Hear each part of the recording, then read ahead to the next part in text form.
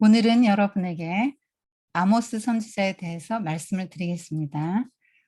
어, 아모스 선지자는 굉장히 중요한 선지자입니다. 왜냐하면 이때부터 문서로 예언이 기록되었고요. 그동안 엘리야나 엘리사 그동안의 선지자들은 하나도 남기질 않았거든요. 그런데 이렇게 문서로 남겼다는 이야기는 나중에 이 예언이 그대로 되는지 안 되는지를 볼 수 있지 않습니까? 그리고 이 사람은 자기만 이스라엘 내에서만 활동한 게 아니고 지금 남유다에서 북이스라엘까지 갔는데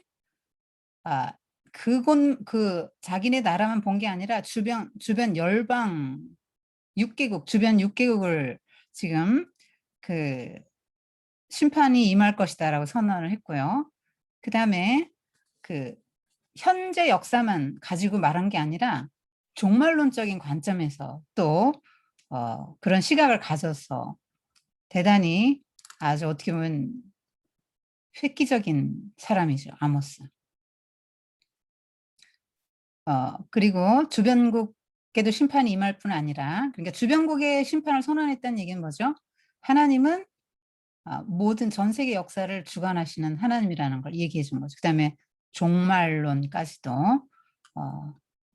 여호와의 날, 종말론까지도 다뤘기 때문에 대단한 선지자입니다. 그래서 그리고 사회 정의를 말했죠. 그러니까 대개 지금까지 엘리야, 엘리사 어떻게 했습니까? 국왕의 잘못, 종교적인 잘못, 영적인 잘못 지적했죠. 백성들을 또 지적했잖아요. 그런데 지금 이 사람은 열방까지 가고 또 마지막 여호와의 날까지 봤단 말이에요.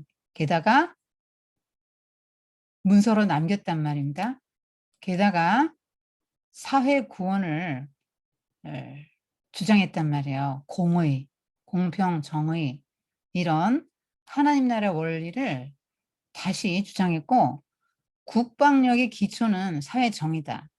그러니까 하나님을 믿는다는 사람들의 무수한 예배는 사회 정의와 같이 가지 않으면 아무짝에도 소용없는 신앙이다라는 말을 했습니다.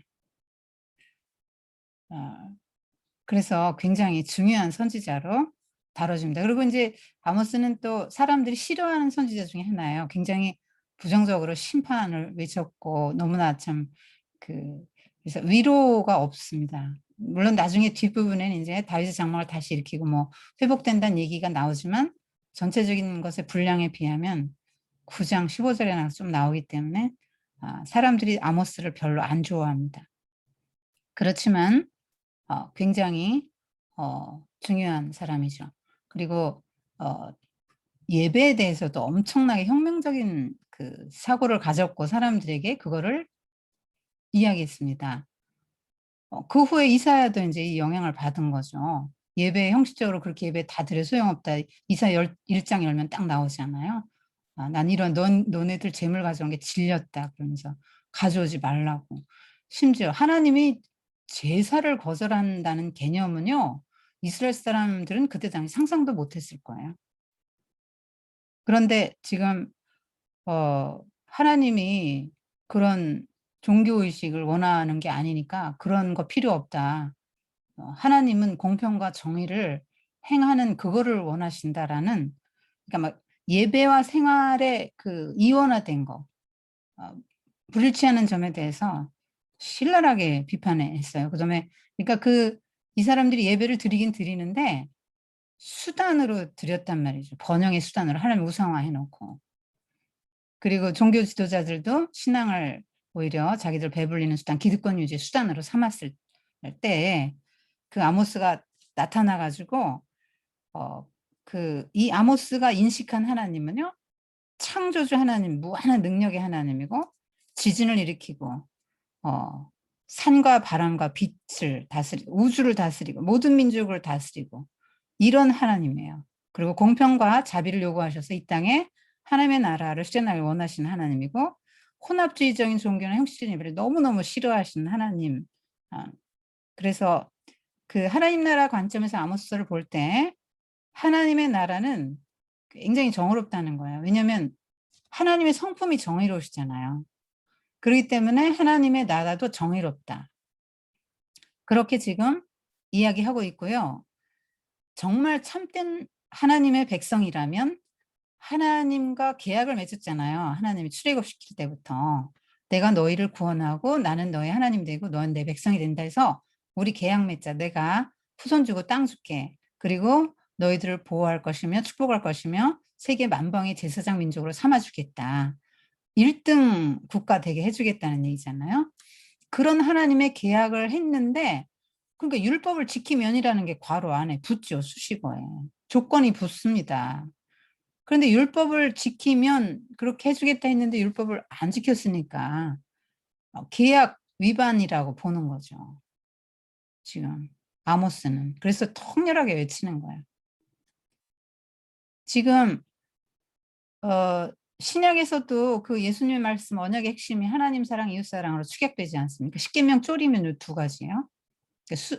X축과 Y축, 하나님과의 관계, 사람과의 관계에서 그 똑같이 그 하나님 사랑, 이웃 사랑이 같이 될 때 참된 성도, 참된 하나님 나라 백성이 이렇게 산다고 하는 말씀. 예수님도 그렇게 말씀하셨거든요.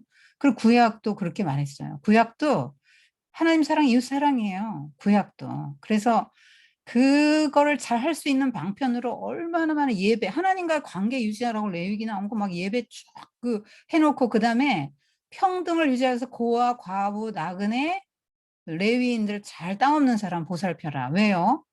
하나님이 긍휼의 하나님이니까. 약자를 긍휼히 여긴 하나님. 약자를 항상 하나님 약자의 눈을 향하잖아요. 그러니까 하나님의 성품을 가지고 하나님의 사람이라면 반드시 그렇게 해야 된다. 이스라엘 니네도 원래 약자였잖아. 그 애굽에서 종살이 할 때 하나님이 불쌍해 가지고 그렇게 끄집어내 가지고 자유민이 되게 이렇게 가나안 땅을 주고 구원해서 자기 백성을 삼았으니까 그걸 늘 기억하면서 너희들은 율법을 실천하면서 내가 원래 어떤 존재였는지를 기억하고 약자를 섬기는 그런 삶을 살아라 하셨는데 이스라엘 백성들은 지금 그렇게 지금 못해요. 왜냐? 그때 당시 역사적으로 어떤 때냐면 세계사적으로 위에 그 이스라엘 나라의 바로 북이스라엘 인접한 나라가 아람이라는 대제국이거든요. 근데 아람이라는 대제국 여러분 나아만 장군 베나닷 기억하십니까? 그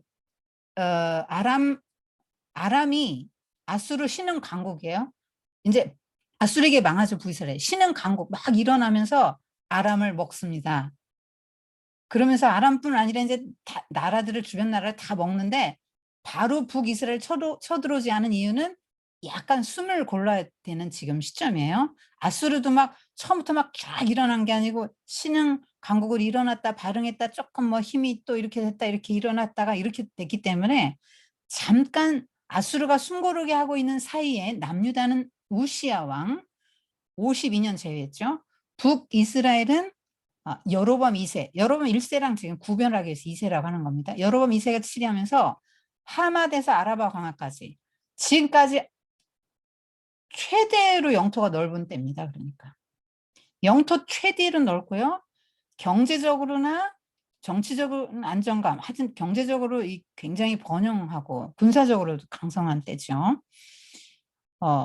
그러한 때였는데 하나님이 그런 것들을 허용하셨을 때 그것을 가지고 잘 못 썼단 말이에요. 누구를 위해 썼습니까? 이걸 가지고 하나님 나라 백성이라면 당연히 약자 보호해 하고 그렇게 했을 때 그게 써야지 공평과 정의의 나라를 이루어야 되는데 그걸 가지고 이 사람들은 굉장히 그 자기를 위해서 호화저택을 짓고 가구를 막 사치스러운 가구를 들여놓고 이따가 좀 보겠지만 디테일하게 보겠지만 사치가 극도에 달합니다. 상하궁, 여름궁, 겨울궁, 뭐 상하 침대, 뭐 또 먹는 거 하면 뭐 대단한 일본의 와규 같은 그런 바산의 송아지 그 예, 어린 양, 뭐 이렇게 정말 질 좋은 거 그런 음식 이제 먹고 사치한 거 나옵니다.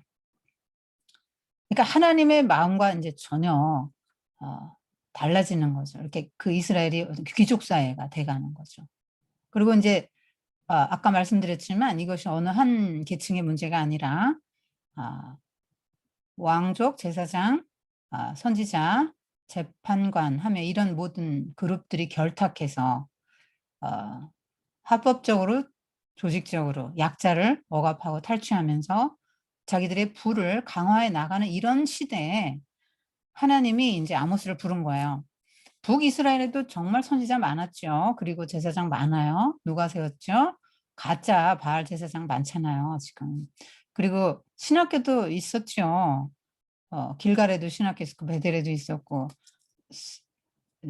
뭐 사무엘도 세운 데다가 엘리사도 신학교 교장 선생님이죠. 엘리야도 신학생들 그 다 이렇게 마지막 때 승천하기 전에 쭉 보고 하지 않았습니까? 그때 50명이 봤다 이 얘기가 뭐예요? 신학생들이 그 중에 이제 일부 따라와서 본 게 그거예요. 그러니까 신학생들이 많이 있었다고요. 없는 게 아니에요. 그런데 왜 그, 남유다에 사는 드고아 지방에 예루살렘에서 16km 가는 그 지방에 사는 사람 그것도 정통 신학 공부도 안 한 평신도예요.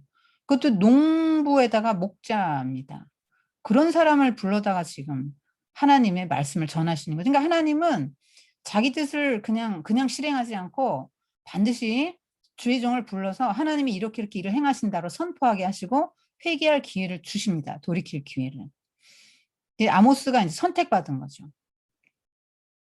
이 사람은 직업적 선지자도 아니고 선지자 밑에서 수련받은 수련생도도 아닙니다. 그냥 나는 목자, 뽕나무를 재배하는 자. 그러니까 양도 키우고 뽕나무를 재배한 농부였어요.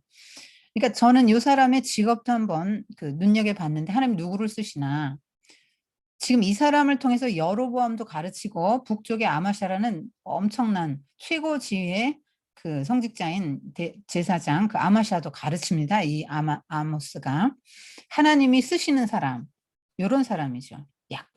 약하고 평범하고 보잘것없는데 이 농부하고 목자였기 때문에 하나님의 심정을 그만큼 더 알았다고 생각이 들어요. 저는 여러분 하나님은 목자를 참 좋아하시는데요. 잘 생각해 보십시오. 아벨 목자였죠.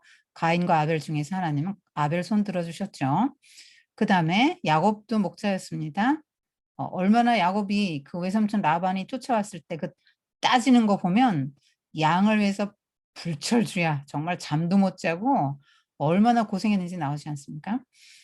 그 마음이 목자의 마음이죠. 그 다음에 다윗 사울에게 이제 설득하잖아요. 골리앗 싸우러 나갈 때 그때 내가 사자의 입을 벌리고 곰의 입을 벌리고 내가 물려가는 양을 그 입에서 구해내왔다. 여러분 그게 목자의 마음이죠. 까짓 뭐이 많은데 그냥 한 마리 뭐 양이 물려가든지 말든지 그냥 내가 지금 뭐 거기 갔다가 내가 죽을 수도 있는데 지금 곰하고 사자한테 달려들게 됐습니까 지금 난 내가 목자라면 안 할 것 같거든요. 근데 다윗은 갔다니까는 이게 이제 목자의 마음이잖아요. 양을 너무너무 사랑하는 게 모세도 목자 훈련 40년 시킨 다음에 이스라엘 양무리를 목자를 하게 했고요. 그 목자 좋아하세요. 그래서 너무 좋아해가지고 예수님이 딱 탄생했는데 예수님에게 제일 먼저 경배할 특권과 복된 소식을 전하는 특권을 목자에게 제일 먼저 1번으로 주십니다. 사회에서 가장 비천한 계층인 목자에게 이제 하나님이 1번 특권을 주시죠. 그래서 목자는 양을 사랑하면서 하나님의 심정을 조금 알아요. 여러분 부모로서 자식 낳아서 키우는데 여러분 왜 그런 제도를 하나 만드신지 아십니까? 부모들이여 하나님의 심정을 알았다오. 여러분 자식 키우면서 하나님의 심정을 연민치시가 않은 거예요. 절대 하나님 심정 몰라요. 여러분 결혼하기 전과 결혼해서 애 낳고 그냥 고생 많이 하고 나서 부모를 대할 때 여러분 마음이 같습니까? 다르죠. 자, 그래서 목자 또 그다음에 농부도 역시 제가 보니까 시골에 살면서 보니까 하나님이 비 안 주시면 농사 못 짓습니다. 하늘을 쳐다보는 수밖에 없는 거예요. 도해지에서 여러분은 비가 오거나 말거나 뭐 가물거나 아무 상관없이 수도가 이제 있으니까 하나님 없어도 살 것 같지요. 도해지 생활이 그래서 문제예요. 다 비슷한 아파트에 사는데 불쌍한 사람을 도와줄래도 옆에 있어야 도와주지. 자, 그런데 이제 농사를 지려면 하나님이 비 안 주면 못 짓고 햇빛 안 주시면 못 짓죠. 어. 그리고 작물을 기를 때 그 농부가 얼마나 애지중지하면서 그냥 풀 뽑고 거름주고 그걸 잘 가꾸려고 얼마나 농부가 애를 씁니까? 이제 그 마음이죠. 그 마음. 그 마음을 가지고 이스라엘 백성들을 목양하라. 이스라엘까지 가서 파송받은 거예요. 지금 남유다 사람인데. 하나님한테 뽑혀가지고. 지금 그렇게 너무 강성했기 때문에 이제 문제인 거죠. 여러분, 하나님이 복을 주시면 그 복을 가지고 그만큼 그게 책임이거든요. 여러분 뭐 어떤 면에서 좀 강자라는 생각하십니까? 사회적 혹은 문화적 또 경제적 측면에서 여러분 뭔가 더 많이 갖고 계세요? 그거 책임이에요. 사명입니다. 하나님이 여러분에게 주신 거예요. 그런데 지금 이 사람들은 어떻게 했습니까? 그렇게 많이 줬는데 지금 아수르가 잠깐 숨고르게 하는 동안에 남유다 북이스라엘 둘 다 굉장히 번성합니다. 아주 최고의 강대국을 역대 최대의 강대국을 이루었습니다. 그런데 그렇게 물질적으로 번영했을 때 이들이 그걸 잘 흘려보내고 썼어야 되는데 그걸 하나님의 뜻대로 사용을 했어야 되잖아요. 그런데 그렇게 못해 가지고 자기를 위해서 더 어떻게 하면 내가 이걸 누리나. 이제 하나님도 이걸 내가 누리게 해 줘야 되기 때문에 하나님한테도 잘 보여야 되니까 예물은 더 많아지죠. 그러니까 양 드리던 사람이 그러니까 밀가루 가루 드리던 사람이 양 드리고 양 드리던 사람이 뭐 소 드리고 이렇게 되는 거예요. 10만 원 헌금하던 사람이 100만 원 하는 거예요. 그러니까 얼마나 예배 의식은 화려해졌습니까. 이 헌금이 많이 들어오니까 주의 종들이 잘 살게 돼요. 여러분 주의 종들이 잘 살면 반드시 타락합니다. 네, 주의 종들은 고생하라고 하나님이 세운 사람들이니까 아예 나는 예수의 길을 가야지 나 황제의 길을 가지 않겠다 결심을 해야 돼요. 어, 그런데 이렇게 많이 들어오니까 이 사람들도 이제 기득권 세력이 되면서 절대로 이 기득권을 놓치지 않고 싶죠. 근데 북이스라엘은 지금 태생적으로 한계가 있다고 그랬죠. 남유다로 내려가면 마음 변할까 봐 이렇게 금송아지 만들어 놓고 거기다 바알 신화까지 이제 합쳐진 그런 상태 아닙니까? 그러니까 그런 상태에서 왕이 밑으로 내려오면 안 되니까 막 그렇게 장치를 했잖아요. 남유다로 내려갔다서 예배만 드리고만 사람이 변하니까 그 나름대로 단도리를 한다고 한 게 이제 그런 이상한 첫 단추부터 잘못 깨게 된 거죠. 그래서 이제 북이스라엘 사람들은 어 그 그런 인제 한계점을 갖고 있는 거예요. 그런 한계점을 처음부터 갖고 있어요, 이 사람들은. 그래서 하나님도 우상화하는 거죠. 하나님을 우상화한다는 게 뭐냐면 나를 예 잘 먹고 잘 살 기준이 하나님을 놓치고 싶지 않으니까 뇌물 쓴다는 개념이죠, 하나님한테. 바알의 그 가치관이 그거기 때문에 북이스라엘은 그거에 인제 더 많이 경도된 거죠. 음. 그러니까 이 사람들은 실제적으로 하나님과 별 관계가 없어요, 제가 볼 때는. 한번 여러분 잘 생각해 보십시오. 왜 모세가 그 광야에서 이렇게 출애굽해서 백성들 인도에 내올 때 고라 자손과 다단 나비 뭐 이런 사람들이 그 어 항해했죠. "니네만 다 해먹냐?" 그랬죠. "독점 세습 민주적이지 못하다." 우리도 다 하나마다 250 명이 고라, 다단, 아비람 뭐 이래 가지고 족장급 사람들이 반역했죠. 그때 하나님이 인제 그 아론과 모세의 그 권위를 세워 주셨지만 그게 사람들의 보편적인 인식이었단 말이에요. 지금 250 명이 동조했잖아요. 지금 뭡니까? "아이 돌아가면서 해야지. 왜 니들만 해 먹어? 다 세습하는 건 부당해." 이렇게 말한 거잖아요. 그리고 나라가 분열될 때 이들이 딱 잡았던 신약이 뭐라고요? 그 모세 신의 언약 붙드는 거죠. 다윗 언약 우리가 왜 그걸 믿어야 돼? 왜 다윗에게만 나와야 되는데 왜? 우린 그거 인정 못해. 공평하게 다 돌아가면서. 지파에서 다 왕이 나올 수 있는 거지, 뭘. 왜 꼭 유다에서만 나와야 되냐? 그 다음에 제사장? 왜 꼭 레위 지파만 해야 되는데? 다 돌아가면서 해줘. 뭐, 너 하고 싶냐? 너 어느 지파도 상관없어. 다 해, 그냥. 송아지 몇 마리 가져오고, 그냥 다 하게 해줄게. 이게 뭐죠? 민주주의잖아요. 지금 신본주의에 대항하는 민주주의, 인본주의 정신이 북이스라엘의 그 뿌리부터 있었다는 말이에요. 그러니까 이들은 하나님과 관계가 없는 거예요. 인간의 힘으로 어떻게든지 이제 그 신도 조종해서 잘 살아야 되는 거죠. 그러니까 북이스라엘 신앙이 그래서 타락하는 거예요. 여러분이 만약에 내가 봉사를 해, 또 뭐 헌금을 해, 뭔가 뭘 활동하는데 내가 이걸 하기 때문에 하나님이 나의 가정에 복을 주시고 나에게 복을 줄 거라고 여러분이 생각한다면 여러분이 하나님을 우상하는 겁니다.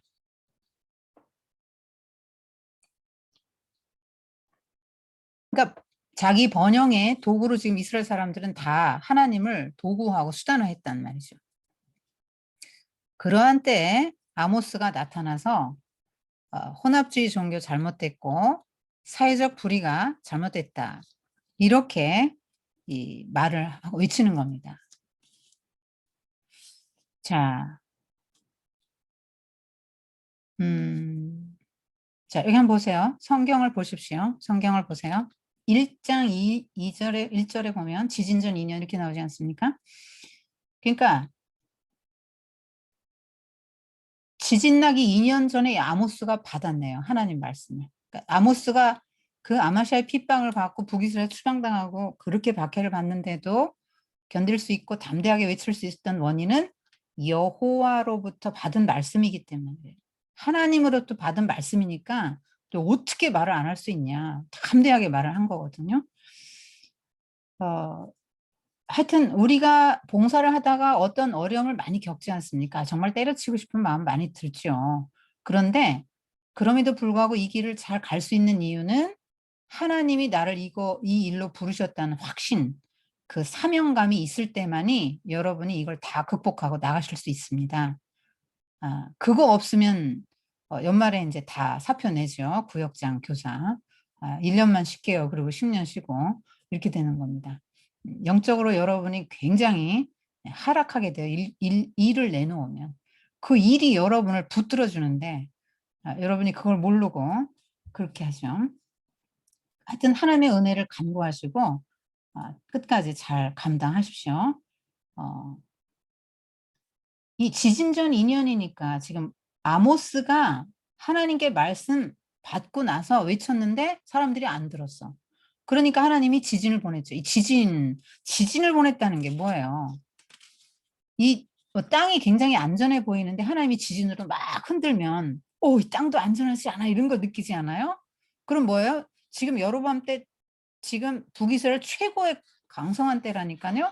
그러한 때에 지금 지진으로 막 이렇게 이럴 때 하나님 뭔 소리 하고 싶은 거예요? 지진 가지고 어떤 메시지가 들어있죠? 니네 망한다. 진짜 망했어요. 30년 후에 망합니다. 너무너무 경제적인 지표로 보나 뭘로 보나 망할 거라고 아무도 생각할 수 없는 그때 아모스가 가서 외쳤는데 아무도 그의 말을 귀 기울이지 않았죠. 그 결과 여로보암이 죽고 나서 25년 만에 북이스라엘은 아수르에게 망해서 역사에서 나라가 없어집니다. 나라 자체가 없어져요. 자, 이것도 이제 감사하죠. 먼저 하나님은 말씀을 주시는 하나님이죠. 망한다. 성경에서 지금 계속 재림 막 얘기하고 있고 말세에 어떤 현상들이 올 것이다.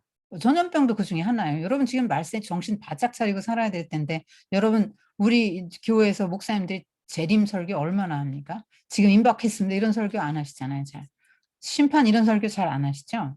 선지서 설교 본문으로 잘 택하지 않습니다. 요즘 목사님들. 그러나 아모스 하나님은 참 선지자를 보내는 거예요. 북이스라엘에 그렇게 하나님의 심정을 대변하고 하나님의 마음을 가지고 하나님의 말씀을 직접 받아서 대변할 선지자가 없기 때문에 아모스를 뽑아가지고 보내시는데요. 정말 이렇게 선지자 교육도 안 받고 평범한 사람, 남들이 정말 얼마나 이제 무시할 수밖에 없는 조건을 가진 그런 사람을 쓰시는 거죠. 그 하나님의 은혜에 인제 감사한 것입니다. 자, 그래서 2절 보면 어 아모스가 이상으로 받은 말씀 이렇게 나오죠. 1 절에 보면. 그러니까 이 아모스는 설교 5편 했고 묵시 환상 5개 보고 환상 설교 다 했거든요. 어 그리고 이 사람이 언어 능력이 보통이 아닙니다. 지금 여기 우리는 잘 모르죠. 근데 히브리에서 뭐 교차 대끈이 뭐 이런 거 나오는데요. 그리고 애가 형식으로 썼거든요. 화 있을진저 이렇게 나오지만 화 있을진저가 아니고 "아이고, 아이고." 하고 애곡하는 노래입니다. 나라가 이미 망했다는 이게 나라는 지금 너무 잘 나가고 있잖아요, 겉으로 볼 때는. 속은 다 썩었는데 영적으로는 부패한데. 그런데 "다 죽었다. 아이고, 아이고." 장례식 때 부르는 노래 형식으로 지금 이걸 씁니다. 뒤에 보면은. 굉장히 문학적인 능력이 탁월한 사람이에요. 지금 여기 지금 1 장에도 주변 6 개국이 지금 망하는데 뭐 북동 뭐 북동 쪽에서 남서 또 뭐 이런 식으로 교차로 해서 합니다. 그리고 주변국 세 나라, 이스라엘 형제국 세 나라, 그다음에 유다, 마지막으로 이스라엘 니네까지도 다 주변국까지도 다 이런 순서로 지금 나오고 구조 자체가 3절 보십시오. 여호와께서 이와 같이 말씀하실 때 다메섹 아람의 수도죠. 이 다메섹의 서너 가지 죄로 말미암아 내가 그 벌을 돌이키지 않은 이는 그것이 그들이 어떻게 했기 때문인데 내가 어떤 식으로 심판하겠다. 요 구조로 6번 나갑니다. 구조가 반복돼요. 구조 독해라고 하잖아요, 여러분. 구조를 잘 보면 똑같은 패턴이 반복됩니다. 2절 보면 시온에서부터 시온은 예루살렘이잖아요. 그리고 갈멜산 꼭대기가 마른다. 그러니까 유다뿐 아니고 갈멜산까지 쫙 마르는 거예요, 기근. 여러분, 기근이 하나님의 심판이죠, 기근이. 인제 서너 가지 죄는 뭐냐? 세어 보니까 딱 서너 가지가 아니고 굉장히 많은 죄인데 계속 지속적으로 죄를 짓는데 요 6 개국의 그 죄를 쭉 보면은 지금 다 디테일하게 볼 시간 없고 여러분 한번 읽으십시오. 굉장히 잔혹한 겁니다. 무자비한 거예요, 보면. 전쟁에서 사람들 막 아이벤 분열을 가른다 뭐 포로로 하고 뭐 어떻게 이런 것들이 지금 다 그 잔인함에 대한 것입니다. 잔인한 것. 어 그리고 하나님이 지금 보면은 어 2 장까지 지금 그 모압 나오죠. 그다음에 유다하고 이스라엘까지 해서 어 그 나옵니다. 그러면서 이 사람들이 어떻게 그 주의 실상들이 인제 2 장부터 쭉 나오죠. 2 장부터 쭉 나와요. 한번 2장 보실까요? 자, 이들이 처음에 그 북이스라엘의 주변국의 죄들을 지적하고 형벌을 선언할 때 하나님을 안 믿는 사람들은 당연히 벌 받는 거죠. 왜냐하면 하나님도 안 믿고 하나님 믿는 이스라엘을 너무너무 괴롭혔으니까. 이스라엘 사람은 생각하기에 '저것들은 당연히 벌 받아야지. 아유 속이 다 시원하다.' 이랬을 거예요. '심판받아야 마땅하지. 아유.' 어 그런 그 반응이었다가 이제 유다, 유다, 이스라엘까지도 점차 이제 포위망을 좁혀오면서 인제 아 그들이 어떤 심판을 받을 것이라는 것을 사자처럼 말씀해 선한 목자 이미지만 갖고 있는데 하나님이 사자같이 부르짖어 말씀하시는 거죠. 아모스가 국제 정세를 말한 이유는 이겁니다. 자, 군사 동맹 맺지 마라. 왜냐하면 어 하나님이 심판할 거야. 그러니까 군사 동맹 맺어서 너희들 힘을 강화해서 그렇게 해서 하려고 그러면 하나님의 심판에 도전하는 거다. 맞서는 거다. 그러니까 그 주변 나라들을 도구로 해서 그랬잖아요. 몽둥이를 때린다고. 주변 나라를 강성해서 이스라엘 백성을 다뤄 가셨잖아요. 하나님의 방법이에요. 여러분 가족을 통해서 다루기도 하고 주변 사람을 통해서 여러분을 다뤄 가시는데 하나님이 여러분에게 하신 방법이에요.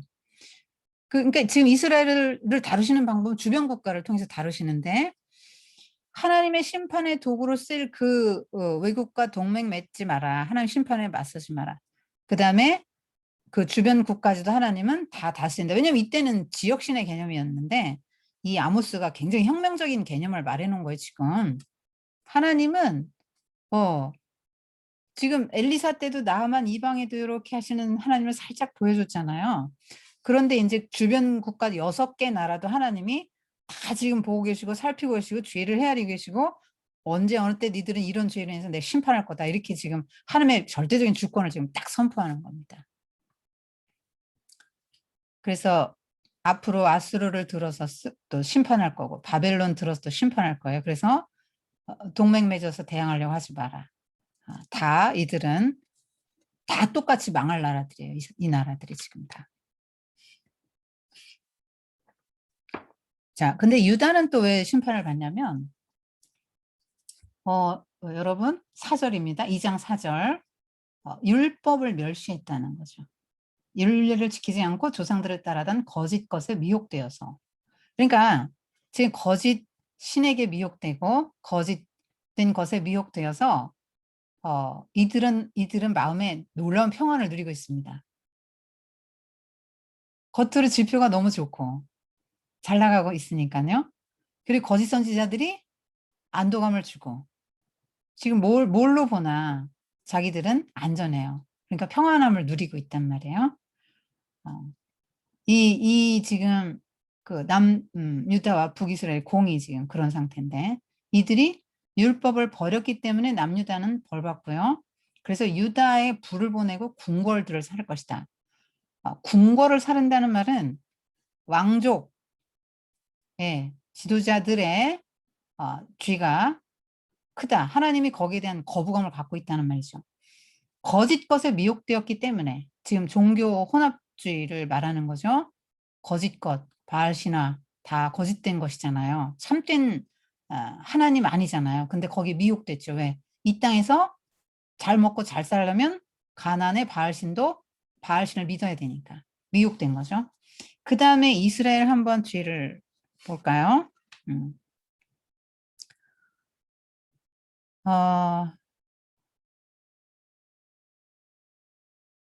하여튼 이 사람들은 예배를 안 드린 건 아니에요, 여러분. 더 잘 드렸어요. 그걸 아셔야 돼요. 하나님을 발로 찬 건 아니에요. 하나님 믿는다고 생각을 했어요. 근데 그 하나님을 둔갑을 시켜 놓고 나에게 복 주시는 분으로 둔갑을 시켜 놓고 하나님의 성품, 하나님의 마음엔 전혀 관계없는 예배를 드린 거예요. 지금 하나님의 성품은 약자를 향해 쏟아지잖아요, 긍휼이. 긍휼의 하나님이잖아요. 근데 나한테 긍휼의 성품이 하나도 없어요. 제사만 그냥 드리는 거예요. 제사만 얼마나 열심히 드리는지 이 사람들이 막 그 베델, 길갈 뭐 할 거 없고 심지어 남유다 맨 끄트머리 브엘세바까지 성지순례 가 가지고 같이 예배 그들의 의식을 거행합니다, 같이. 얼마나 종교 열광주의라고 할 만큼 그렇게 열광적인 예배를 다 드렸다니까요. 그런데 하나님의 심정은 생각을 못 하는 거야. 하나님의 마음은 생각을 못 해요. 아까 말했잖아요. 약자를 돌봐야 되는데 하나님이 율법으로 그렇게 정해 놨다니까요. 이스라엘은 원래 그렇게 해야만 돼요. 제가 여러 번 말했잖아요. 밭 귀퉁이 남겨두고 과수원도 맨 꼭대기 있는 새들을 위해서 맨 밑에 거는 고아하고 나그네를 위해서 중간에 거 따라. 뭐 이삭 떨어진 거 야박하게 다 줍지 마라. 뭐 그다음에 사회에 이런 제도가 많이 발달했어요. 굉장히 빈자를 돌보는 사회복지 제도가 발달한 나라예요. 뭐 예를 들어서 땅이 누구한테 갔다 그러면은 희년이 되면 돌려줘야 됩니다. 그러니까 땅은 하나님 거고 이들의 인식이 그래요. 내 마음대로 소유하고 내 마음대로 그냥 계속 그렇게 하고 할 수가 없게끔 다 제도적으로 장치를 해 놨단 말이에요. 그런데 율법을 무시하고 안 지키고 자기들은 예배를 막 더 열광적으로 더 좋은 예물 드리니까 거짓된 안정감, 거짓 선지자들이 심어주고 자기들이 볼 때 경제 지표가 이러니까 거짓된 안정감에 스스로 속아가지고 자아도취돼가지고 이렇게 예배를 열심히 이렇게 많이 드리는데 하나님 우리 보고 안 주시겠어? 우리가 왜 망해? 우린 너무너무 행복하고 평안하고 이게 앞으로 계속 갈 거야. 여호와의 날이 오면 더 우리는 이제 더 이제 나쁜 나라들은 다 벌 받고 우리는 더 복 받을 거야. 이렇게 생겼는데 아모스 눈엔 다 보인단 말이에요. 여호와의 날이 니들 망하는 날이라고. 지금 선지자는 남의 눈에 못 보는 걸 보는 사람이잖아요. 그래서 정말 중요한 것을 잊어버리고 있는 거예요. 지금 본질을 잊어버리고 있는 거예요. 그들에게 이제 아모스가 가서 핵심을 일깨워주는 겁니다. 그래서 그 베델이 뭐예요? 베델 하나님의 집인데 우상의 집이 되지 않았습니까? 각종 종교 행위가 넘치는데요. 하나님이 이제 조롱하십니다. 이렇게 조롱하시죠. 너희 베델에 가서 범죄하며 길갈에 가서 죄를 더하며 아침마다 희생 3일마다 11조 드리고 누룩 넣은 거 불살라 순제를 드리고 낙헌제를 소리내 선포해. 이거 너희들이 기뻐하는 바지? 해. 이렇게 말씀하시는 거예요. 여러분 이 지금 종교 열광주의죠. 얼만큼 합니까? 아침마다 희생을 드립니다. 3일마다 11조를 드립니다. 이런 것들이 다 좀 지나친 종교 행위예요. 여러분 예수님 오실 때 바리새인들이 그랬거든요. 원래 1년에 한 번만 금식하면 돼요. 근데 바리새인들은 종교 열광주의자잖아요. 한 달에 한 번 금식하자. 이것도 모자라. 일주일에 한 번. 이것도 이거 모자라. 일주일에 2번 금식했어요. 예수님 올 때는. 11조. 드릴 수 있는 품목이 정해져 있거든요. 근데 드리지 말아도 되는 근처의 11조. 뭐 이런 다른 것들에 곡물의 11조를 드립니다. 그래서 진짜로 이 사람들이 어떻게 했냐면요. 그 곡식의 나달을 셌습니다. 정확하게 11조를 드리기 위해서. 그 참 대단히 밥 먹고 할 일 없는 뜻인데 그만큼 정확히 열심히 정확하게 하나님 섬긴다 열심히 그렇게 이제 표출이 되는 것이죠. 그런데 하나님 뭐라고 비꼽니까? 그게 나의 기쁨, 네 기쁨이냐? 내 기쁨이냐? 이렇게 물어보는 거죠. 모든 중심이 너에게 있잖아. 그래서 니들이 기뻐하는 거잖아. 그게 나하고 무슨 상관이 있는데. 그 모든 제사가 나하고 무슨 상관이 있냐고. 그리고 니네들 그렇게 돈 많이 벌었다고 좋아하는데 그거 합법적으로 약자를 착취하고 억압해서 그 뺏은 거잖아. 그런 재물을 나한테 가지고 와? 해. 수은제로 드리고 뭐 하고 낙헌제 하고 다 해. 이렇게 지금 비꼬시는 겁니다. 하나님이. 그러니까 여러분 유다 이스라엘 택한 백성 아닙니까? 언약 백성이잖아요. 근데 표가 하나도 안 나요. 주변국과 다른 게 하나도 없어요. 그 뒤에 보면 이런 말이 나오거든요. 구스하고 뭐가 다르냐 니들이. 블레셋하고 니들이 뭐가 달라. 블레셋은 저기 크레타 섬에서 이주해 온 사람들이잖아요. 그 사람들 왜 이주해왔죠? 더 좋은 데서 잘 살려고 그래서 애굽 쪽으로 가다가 애굽이 막으니까 그 애굽 근처에서 산 게 블레셋. 그래서 이스라엘 최강적이었지 않습니까? 그 사람도 뭐 하려고 온 거예요? 가나안 땅에? 더 좋은 땅에서 잘 먹고 잘 살라고 온 거죠. 먹고 살라고 온 거 아닙니까? 먹고 살라고. 더 잘 먹고 더 잘 살고. 우리랑 똑같잖아요. 어떻게 하면 남들보다 조금 더 잘 살고 조금 더 차별화되게 살고 남들한테 무시 안 당하고 가족끼리 행복하게 오순도순 이렇게 살 수 있을까? 내가 하고 싶은 거 하고. 요게 이제 우리 모든 소망이잖아요. 이 블레셋 사람들 그러려고 이주한 거예요. 그런데요. 가나안의 이 애굽에서 이끌어내서 이주시킬 때 하나님의 마음과 계획은 그렇지 않았잖아요. 특별 기획한 민족이잖아요, 이스라엘은. 그냥 뭐 어쩌다가 이주하다 보니까 이주한 게 아니잖아요. 더 좋은 땅을 찾아서 간 게 아니잖아요. 말이 젖과 꿀이 흐르는 땅이지. 하나님이 비를 안 주면 땅은 노시 되고 철이 된다는 땅이 그 땅입니다. 하나님에게 의존해 살 때 적각골이 흐르는 땅이라는 얘기예요. 그래서 기획해서 보낸 민족인데 거기서 니들이 율법만 잘 순종해. 하나님의 나라를 이 땅에 이루어. 율법만 순종하면 돼. 하나님을 일단 인정하면 돼.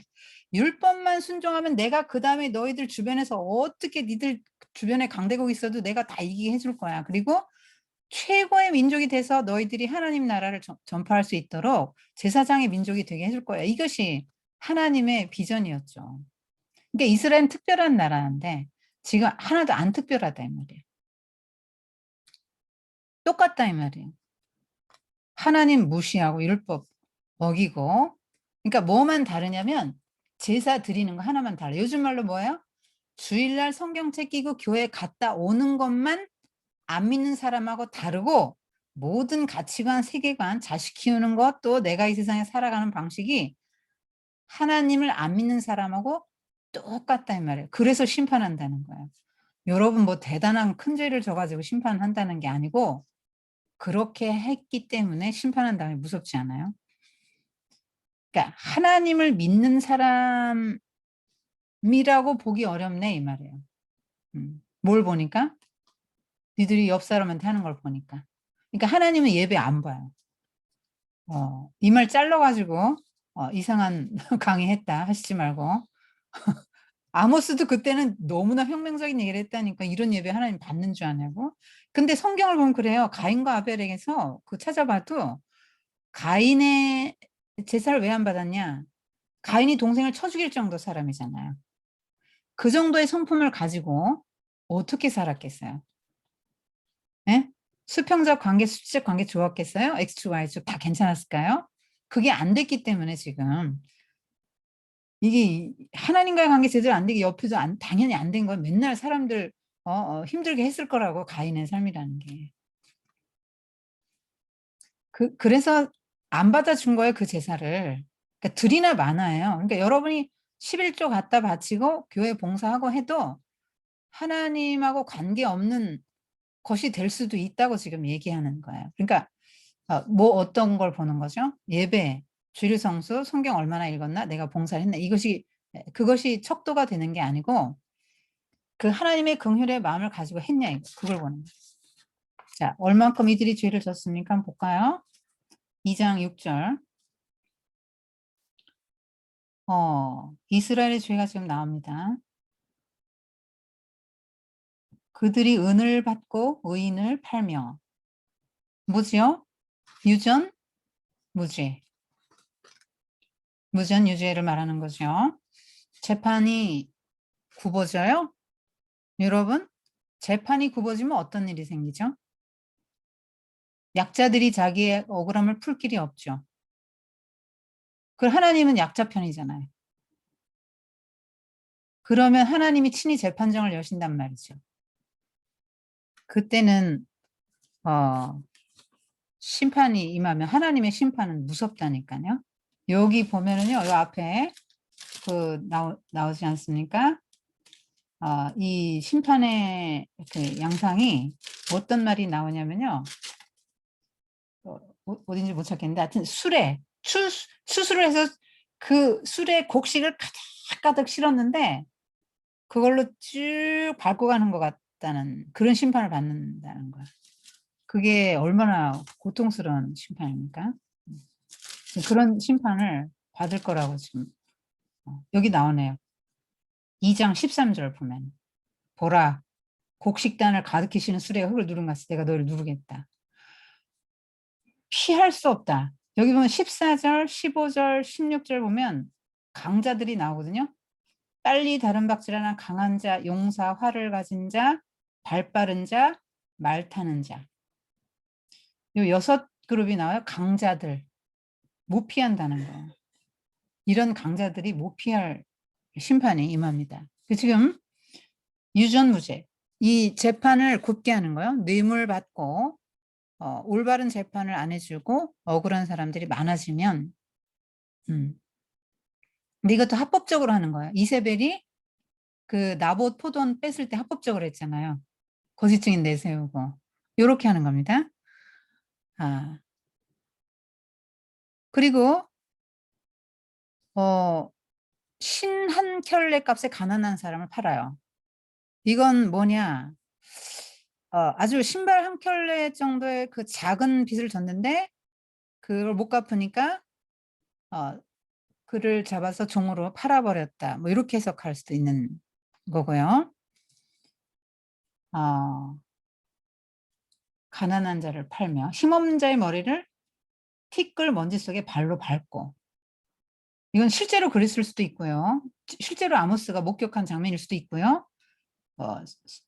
비유일 수도 있지요. 얼굴을 맷돌질한다. 뭐 이런 표현도 나오는데 그 이사야서 나오거든. 여기 보면 머리를 발로 밟는다.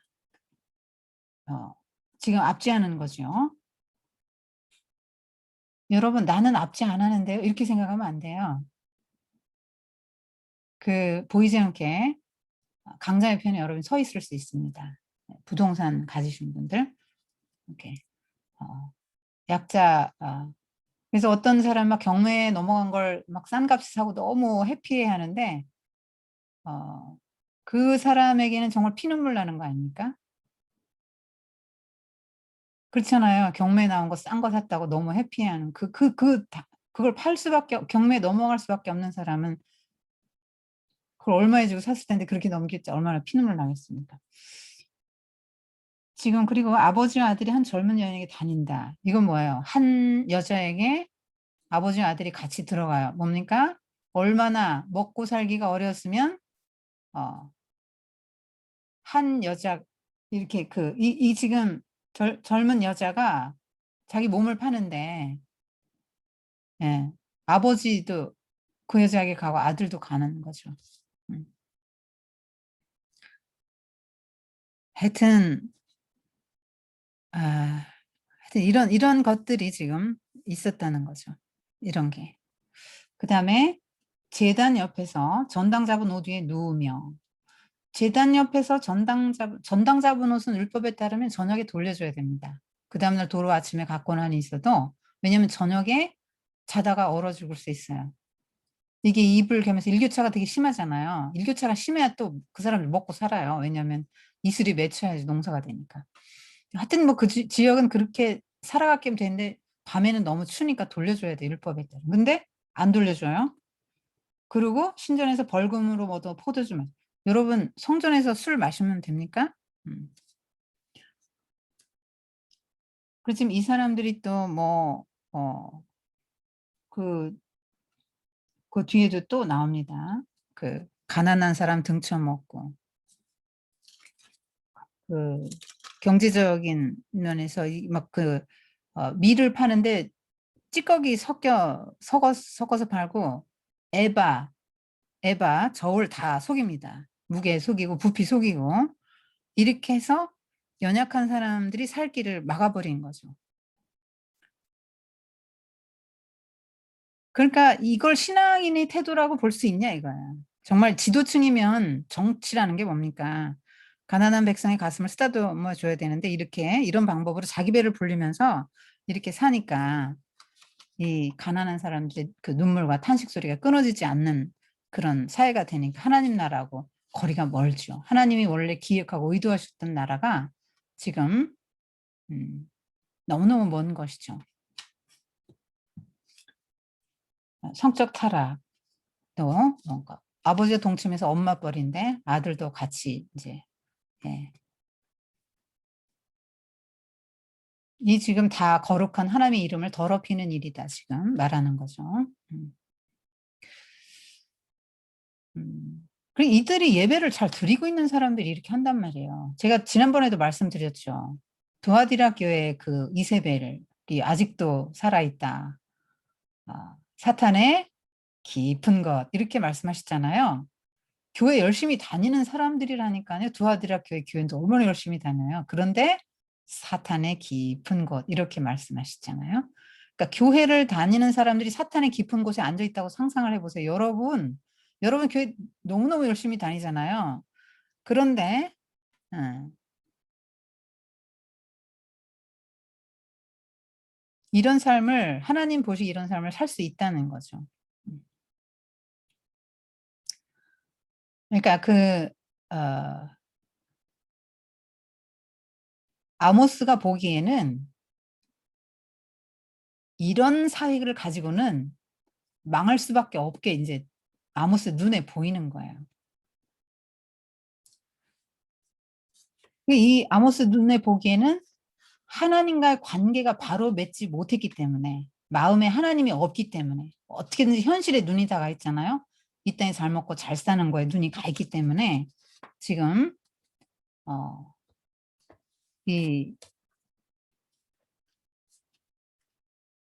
이런 일들이 이제 나온다는 거죠. 공동체 의식은 사라지고 하나님 나라에 대한 의식이 전혀 없는 것입니다.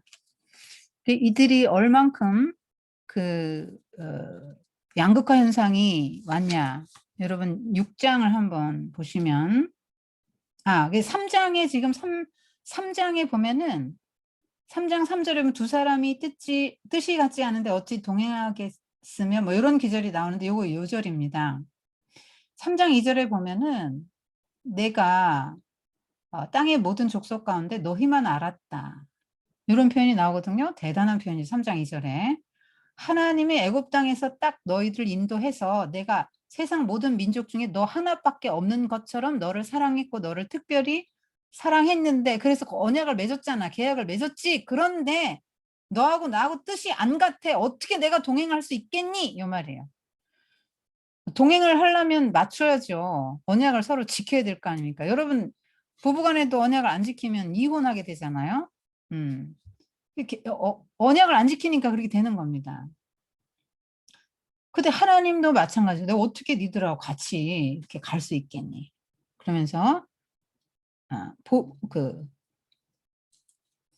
이렇게 심판을 할 수밖에 없는 그런 상황을 얘기를 하는 겁니다.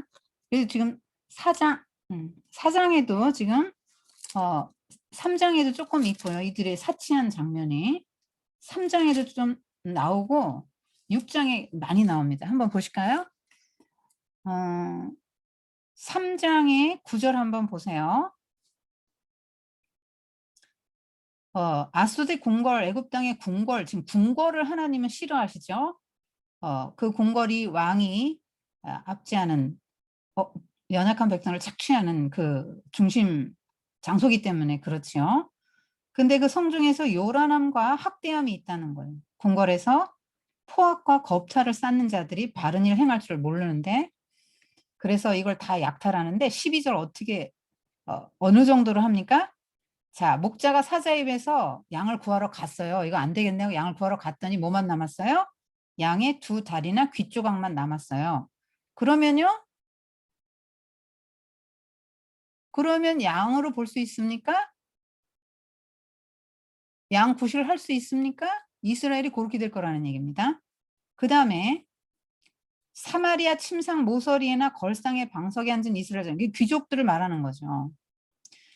그 귀족들은 지금 그러니까 사마리아 침상 모서리만 남고 걸상의 방석에 앉은 그 조금 구원받을 그 사람들 그러니까 사자 입에서 목자가 딱 건졌더니 양의 두 다리하고 귀 조각 나온 거 같이 이스라엘도 구원했는데 지금 사마리아 그러니까 침대가 있으면 침상 모서리만 구원받을 거고 예를 들면 그럼 침대로 볼 수 있나요? 누가 그거를 나라로 제대로 된 나라로 볼 수 있겠습니까? 그래서 15절 겨울궁과 여름궁을 칠 것이다. 그렇게 말씀하고 있습니다. 그리고 6장에 보면은 여러분 6장 4절에 보시면 이들이 어떻게 사치했는지가 나오거든요. 자, 너무 경제 지표가 좋으니까 사람들이 마음이 그 거짓된 안전감에 속는 거예요. 여러분 통계 자료 믿으시면 안 되죠. 얼마나 많은 속임수가 들어있는지 모릅니다. 경제 지표는 너무 좋고 껍데기로 보면은 막 교회는 막 자꾸 늘어나고 교회 종탑은 높아가고 그래서 모두가 생각할 때 안전하다 이렇게 생각해. 그래서 뭐라 그럽니까? 3절 너희는 흉한 날이 멀다 이렇게 하는구나. 흉한 날이 멀어요. 우리에게 그런 일이 왜 와? 이렇게 좋은 세상인데 이렇게 생각한다는 거죠. 그래서 그런데 포악한 자를 가까워지게 하고 상하상에 넣고 침상에서 기지개 켜고 양떼에서 어린 양과 우리 송아지를 잡아먹고 비파소리 맞춰 노래를 지절거리 다이처럼 자기를 해서 악기를 제조하고 대접으로 포도주 마시고 귀한 기름 몸에 바르면서 요셉의 환난에 대해서는 근심하지 않는 자로다. 여기까지 하고 잠깐 쉴게요. 여러분, 흉한 날이 멀어. 우리하고는 상관없어. 우리는 남편 학벌 좋고 나도 학벌 좋고 지금 이런 직장 생활하고 우리는 별 걱정 없어. 자식도 잘 될 거고 우리는 앞으로 별 어려움이 없을 거야. 우리가 지금 이렇게 아파트를 갖고 있고 지금 얼마나 올랐는데 우리가 지금 저쪽에 갖고 있는 상하공 별장 여러분 별장 갖고 계시죠? 저는 없지만 그것도 참 그렇고 너무 안전한 거예요. 우리는 안전하고 우린 절대 흉한 날 우린 재앙의 나라 우린 그런 거하고 관계없어. 하나님 우리를 특별히 사랑하시지. 왜냐하면 우리 아브라함의 자손이잖아. 할례를 했지. 그 다음에 우리는 예배를 지금 이렇게 잘 드리잖아. 우린 뭘로 보나. 이렇게 우리는 흉한 나라고는 관계가 없어. 그러면서 상하상에 누워요. 여러분 상하 침대나 상하 테이블, 상하 소파 한번 생각해 보시죠. 코끼리 상하 그걸 이제 무슨 예를 들면 이렇게 코팅을 했겠죠. 이렇게 전체를 상하로 어떻게 하겠습니까? 근데 하여튼 궁궐에도 다 그걸 입혔단 말이에요. 상하를 입히고 상하궁, 여름궁, 겨울궁. 지금 이 상하상에 누워서 여자들이 지금 이렇게 하는 거야. 여성이 그 사회의 지표인데 여자들이 지금 이렇게 게으른 거야. 침상에서 기지개를 켜고 늦게 이렇게 일어나요. 그리고 어린 양 먹고 송아지 이게 굉장히 질이 좋은 걸 골라 좋은 음식 먹는 요즘에 그렇잖아요. 좀 좋은 거 골라 먹는 시대잖아. 노래를 지절거리 뜻없는 노래를 흥얼흥얼 이제 이게 지금 어, 어, 좋은 집 호화주택 하고요. 가구 호화 가구 들여놓고요. 음식 좋은 거 먹습니다. 순서가 그다음에 노래합니다. 엔터테인먼트 요거 합니다. 그래서 다윗은 하나님의 예배를 위해서 악기를 제조했는데 이 사람들은 자기를 위해서 악기를 제조하고 굉장히 귀한 포도주를 대접으로 마십니다. 굉장히 정의한 걸 말하는 거죠. 귀한 기름, 아주 막 최고로 비싼 기름, 고르고 아주 최고 비싼 기름을 향유를 몸에 바르는데 요셉의 환난은 근심하지 않아. 이게 무슨 말입니까? 나라가 어떻게 되든지 말든지 상관하지 않는다는 거. 이게 요셉을 북이스라엘 전체로 볼 수도 있고요. 요셉 자신으로 볼 수도 있어요. 여러분 요셉이 그 고난 받았죠? 누구를 위해서요? 형들을 구원하고 야곱 패밀리를 구원하기 위해서 지금 고생을 하고 있어요. 근데 형들은 요셉이 고생한다? 이거를 막 근심하고 암압하고 애통합니까? 나 때문에 고생하니 이렇게 합니까? 안 하죠. 그러니까 우리 이렇게 행복한데 여러분 디즈니 영화의 문제점 뭐냐면 전부 가족에게로 귀결 시켜가지고 가족 이기주의를 조장하는 것도 문제점 중에 하나거든요. 나하고 내 가족만 행복하면 되지 뭔 상관이야 사회 구원 이런 거 신경을 왜 쓰냐 이렇게 되는 거죠. 여러분 지금 요셉이 어떻든지 근심하지 않는다는 거죠. 그러니까 이렇게 너무나 하나님이 이 번성을 허락했을 때 필연적으로 오게 되는 게 뭡니까? 탐욕, 방탕, 사치, 자기중심, 지나친 개인주의, 자기중심이 오게 된다는 거예요. 이걸 누리면서 행복해 한다는 거예요. 그리고 요 뒤에도 나오는데 남편한테 술 사오라 그럽니다. 술 사오라. 침대 이게 너무 이쁘게 이렇게 좋게 푹신하게 꾸며놓고 나가기 싫으니까 거기서 그렇게 늦게까지 그 기지개 키면서 남편한테 술 사오라 술 먹어요.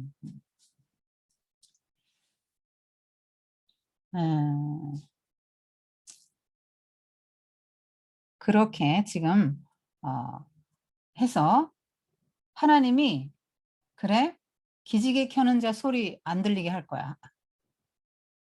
8절 야곱의 영광 나 싫어한다. 그 궁궐들 내가 미워한다. 내가 다 원수에게 넘겨줄 거야. 한 집에 10사람이나마 다 죽을 거다. 죽은 사람의 친척이 시체를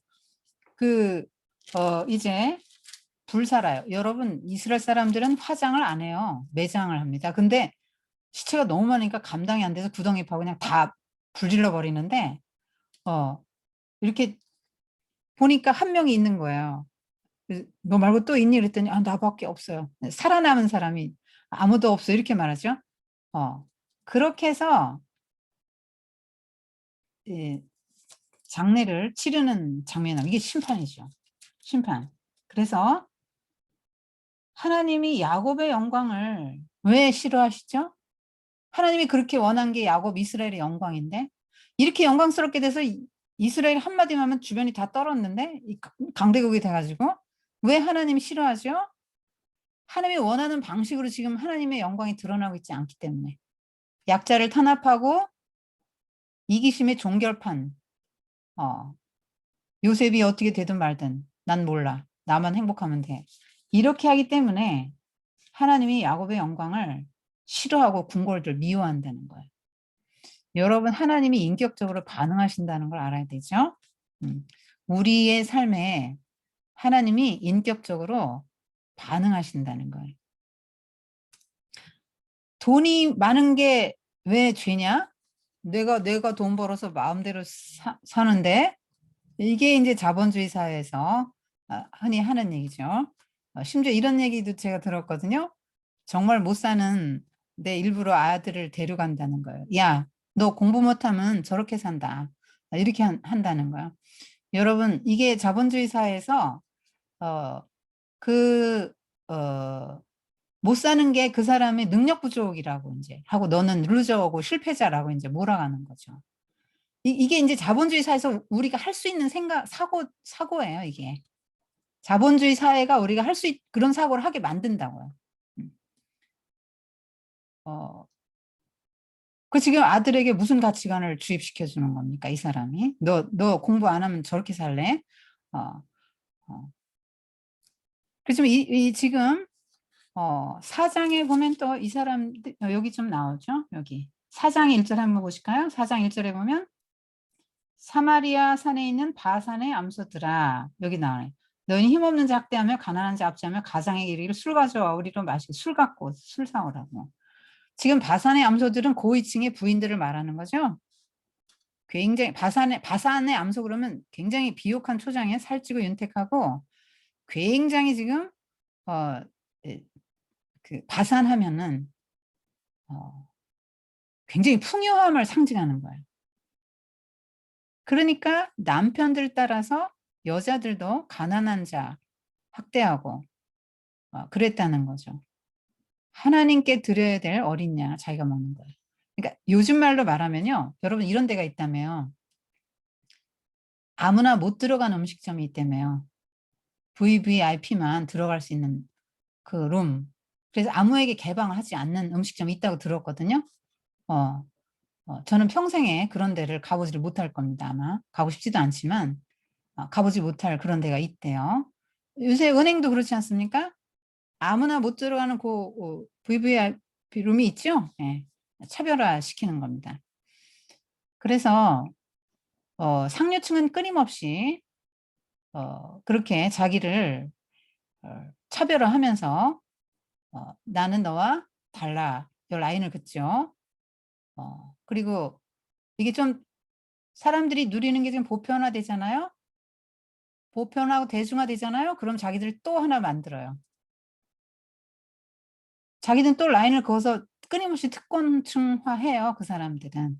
그러니까 요즘 말로 남들 못 가는 식당 가고 남들 못 들어가는 VVIP 룸에 들어가고 은행에서. 그다음에 좋은 차, 남들이 못 타는 차를 타고 남들이 못 먹는 음식을 먹고 남들이 못 가는 데를 가는 사람 아 이죠. 그리고 기름을 아까 말했죠. 제일 좋은 기름 바르고 상하 가구 들여 놓고 만족해 하고 어 "우리는 안전해." 하고 거짓 안전감에 속아서 우리가 이렇게 신앙생활 열심히 하는데 부엘세바까지 내려가잖아요, 종교 행위를 하러.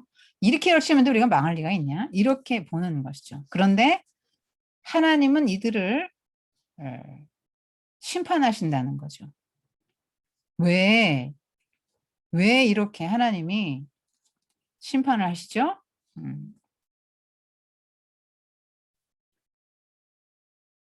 이들이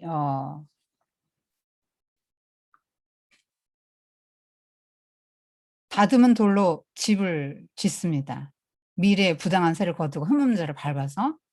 여러분 그때 사람들은 다 이런 돌로 집 못 졌어요. 부자만 특별히 질 수 있는 거 아닙니까? 돌을 다듬어 가지고 한다는 게 얼마나 많은 공이 들어가는 집입니까? 근데 거기도 못 살게 할 거야.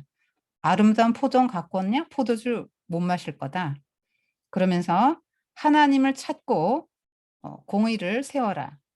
나를 구하고 나를 찾아라. 그래야 산다. 그러니까 아모스가 생각할 때는 이렇게 부익부 빈익빈의 사회가 되고 약자가 억울하고 고통받는 세상에서는 하나님의 정의가 서지 못하기 때문에 나라 망한다는 거예요. 그러니까 국방력 우선, 경제 우선 이런 정책으로 이게 이제 1번이 될 게 아니라 하나님과의 관계, 그러니까 1번이 돼야 국방력이, 그게 진짜 국방이라고 보는 거예요. 그게 진짜 안전이라고 보는 거예요. 그러니까 지금 겉으로 드러나는 지표가 나의 안전, 우리가 인컴이 한 달에 얼만데, 우리 남편이 직장에 지기가 얼만데, 내가 안전한, 우리 집은 뭐 절대 문제 없어. 이렇게 생각할 수 있잖아요. 우리나라도 그렇잖아요. 지금 뭐 GDP가 얼만데 뭐 이런 거 볼 수 있지 않습니까? 그래서 그런 거를 가지고 우리가 우리는 이제 안전해라고 생각하는 거는 거짓된 안전감이라는 거야. 세상이 심어준. 참된 안전은 뭐냐면 하나님의 율법을 지키면서 오고, 그죠?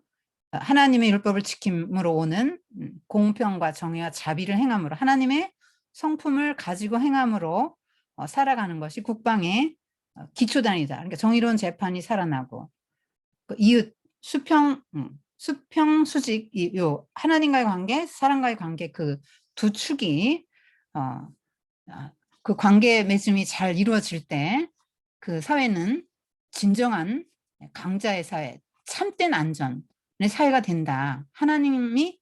하나님만을 절대적으로 의존하는 사회가 참된 안전이 하나님으로서 오는 것이 겉으로 드러난 지표를 가지고 모른다. 그러니까 여러분 왜 사람을 외모로 보지 말라 그럽니까?